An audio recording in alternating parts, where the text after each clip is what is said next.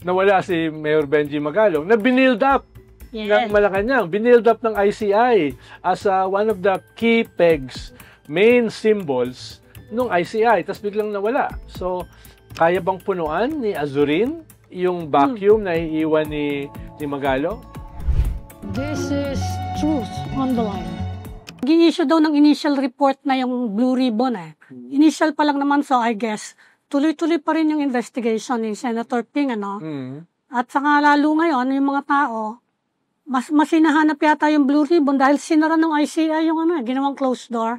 And meron ngayong proposal from Senator Kiko Pangilinan for one, and from the House, si Congresswoman Laila de Lima, na bakit hindi gawing open yung ICI proceedings, kapareho ng Agraba, yung sa Rizal Park Commission. Ano sa tingin mo yung proposal na yun? Well, binukas na nga nila theoretically yung budget process at pinopropose na mismo yung BICAM ay buksan.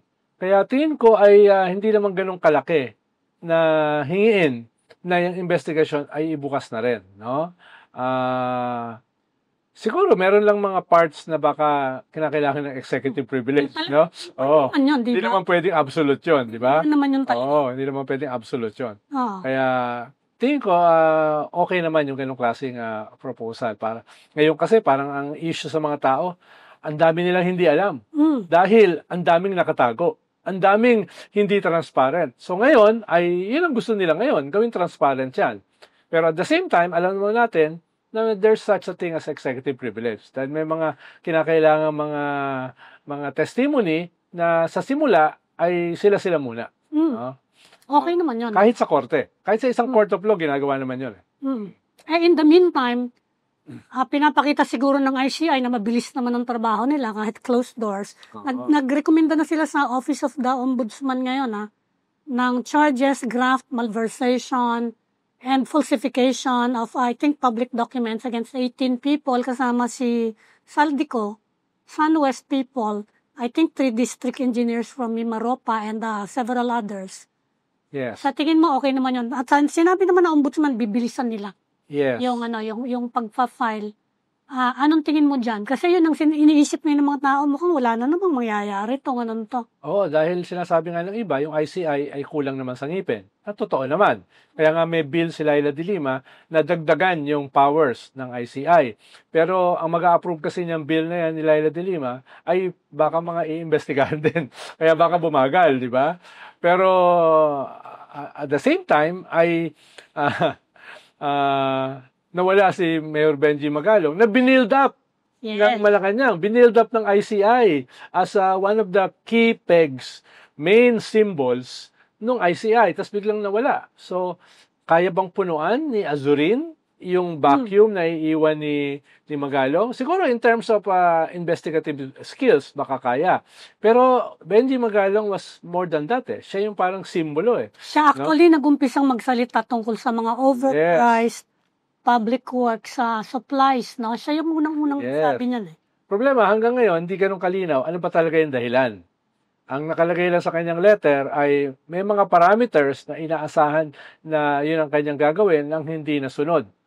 Pero walang specifics dun sa sinasabi niya. Tapos meron siyang binanggit sa TikTok na parang may away sila ni Yusek Claire Castro na kine-question yung kanyang conflict of interest. Dahil meron yata mga proyekto ang Diskaya sa Baguio. Na-iimbestigahan ngayon, actually. Na-iimbestigahan. So, may mga ganong dynamics. Kumbaga nakikita lang natin yung mga ganong klaseng mga tip of the iceberg. Pero hindi talaga natin alam dahil hindi naman nagsasalita pa ng buo si Mayor Magalong doon sa kumpletong dahilan. Kaya yung social media, halo-halo yung lumalabas na mga dahilan daw, no? Dahil daw sa pinatigil siya investigahan yung ganitong klaseng malaking tao, o yung ganito daw na pinapa-investigahan sa kanya pati yung mga Duterte. So naghahalo-halo na. Kaya kung wala siyang malinaw na paliwanag, ito yung magdo-dominate doon sa narrative. Itong mga chismis, intriga, at saka hula. Mukhang kasalanan na naman yan ng media eh. Oo, Hindi. Kayo talaga may Tinanong kasalanan. yata si Claire Hindi, tinanong si Claire Castro about the tennis court in Baguio. Na ang gumawa nga daw, sila yung Diskaya. kumpanya nila Diskaya. Nagsalita si Claire na we're looking into it, something like that. Sumama yung loob yun lang tingin ko sumama loob ni Benji Magalaw. Bakit nyo kami iniimbestigan? Siguro, ganun ang tingin niya. Kaya nag-resign na lang siya. Pero parang hindi lang yata, Parang loss of confidence. hindi lang yata korte yung project ng Diskaya, may mga iba pa eh. Oo nga, meron pa. Kaya, Parang kanina, kayo na naman ang may sinisi ni Marcoleta. No? yan. No?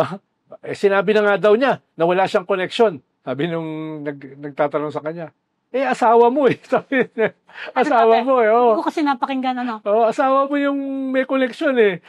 Hindi mo pwedeng sabihin na wala kang connection. Parang gano'n. Tapos nagmura siya.